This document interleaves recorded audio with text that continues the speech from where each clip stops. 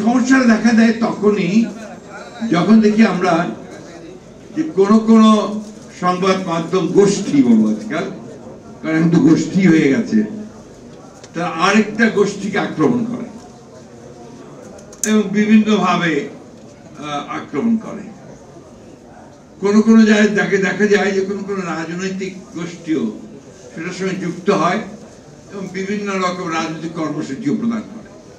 আর BNP হিসাবে আমি একটা কথা খুব জোর দিয়ে বলতে চাই যে আমার দলই তো প্রথম যারা সংবাদপত্রের স্বাধীনতাকে ওপেন করেছিল 1975 সালে। তার আগে একদলীয় শাসন ব্যবস্থা বাকশাল হয়েছিল, সব সংবাদপত্র বন্ধ করে দেওয়া হয়েছিল।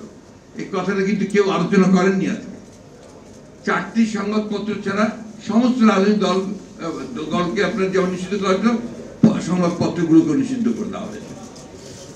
বিএনপি প্রেসিডেন্ট জিয়া রহমান সাহেব যখন দায়িত্বে আসলেন, তিনি কিন্তু সংবাদ মাধ্যমগুলোকে চালু করেছেন, স্বাধীনতা দিয়েছেন। আমরা বলি না যে আমরা একেবারেই আপনার ধোয়া তুলসী পাতা, কিন্তু এই কথা নিঃসন্দেহে বলতে পারি যে আমরা নিঃসন্দেহে সংবাদপত্রের স্বাধীনতার জন্য অনেক বেশি কাজ করেছি। আজকের যে আকাশ আপনার মাধ্যম, এটা কিন্তু আমাদের দ্বারাই শুরু করা, এবং অনেকগুলো মিডিয়া আছে যেগুলো আমাদের সময় তৈরি করা। আমাদের সঙ্গে সংবাদপত্রের এবং সংবাদ কর্মীর যে আপনার নির্যাতন নিপীড়ন, এটা তুলনামূলকভাবে নিঃসন্দেহে অনেক কম হয়েছে আমরা যদি সেটা দেখেন।